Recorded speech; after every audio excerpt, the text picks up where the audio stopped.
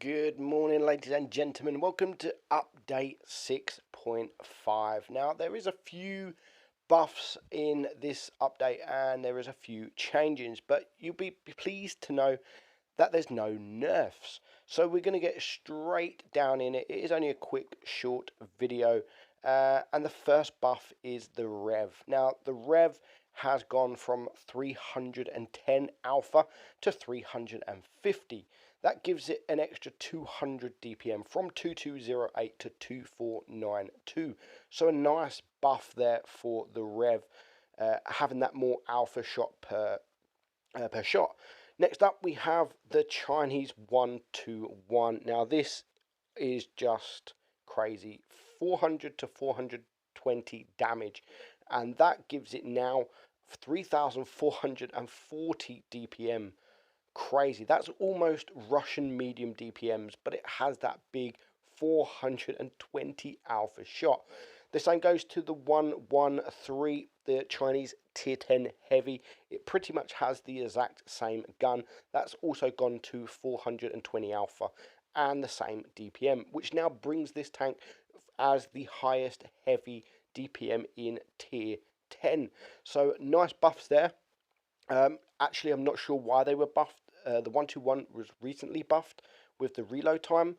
But this tank here probably did need a buff. It's the 120, the Chinese tier 9, and this has a decreased reload time. They didn't really explain what it was, what it went to, but it's got decreased aiming time and decreased reload time of the WZ-120. Did probably need a buff. I like the tank. It's probably the worst tier 9 medium tank, but it's not overly bad. But a buff like that will be more than welcome. Next up, we have the Chieftain T95. Now, I recently made a video of the Chieftain T95, and I said it'd actually be a good tank if that cupola was, the hatch on top was strong. And that's the biggest downfall with the tank, that you can't use the gun depression because that hatch is really, really weak. Well, in 6.5, that is being reinforced, and that is getting some armor. The same goes to the T95E2, the American medium tank. Also, that hatch on that is being strong. So very welcome buff there for them two tanks, more so for the Chieftain. As we've always said, and I've always said for a very long time, it needs that buff. Now, the Churchill Mark 6, which is the British tier 6, it is just getting increased armor. Again, in the Wargaming live stream, they didn't say where. It was just in certain areas. It's getting extra armor. So again, a nice welcome buff there for the Chieftain Mark 6. Next up, we have the STRV-74A2. Now, this is not getting buffed. That is pretty much it for the buffs. This is actually, at the moment, it's down as a hybrid nation.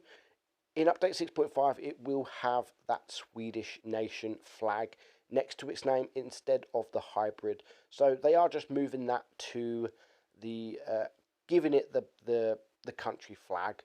Now, next up, we have turrets. Now, the turrets are getting all the tanks, are except for the Cruiser, Matilda, and the Gravedigger, will now have their turrets popped off when you ammo rack, or if they're lower than 3%, except for them 3 tanks, and of course TDs that doesn't have a turret. Next up, E50M gets its legendary camo. I think it's like 5,000 gold or something. I could be wrong, but that is bringing another tier 10 legendary camo. And the main important thing of this update is the interface. As you can see, this is your garage. The whole lot is changing. It is going to look a lot different. I mean, completely different. You have those things at the side, the menu buttons at the side. This is your garage. It's completely different to what it is, and it looks nice and clean. It looks nice and tidy.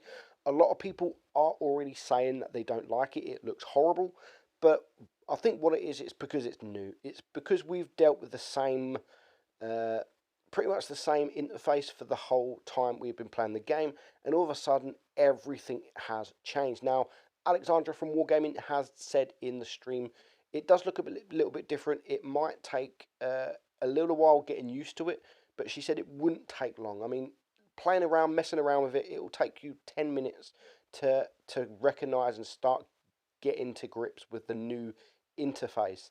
And I quite like it, to be honest. I'm not going to like it at first because obviously everything's new, and as I've just said, we don't like change. No one likes change. But I do think it looks really, really smart. And it was about time that they actually changed the interface.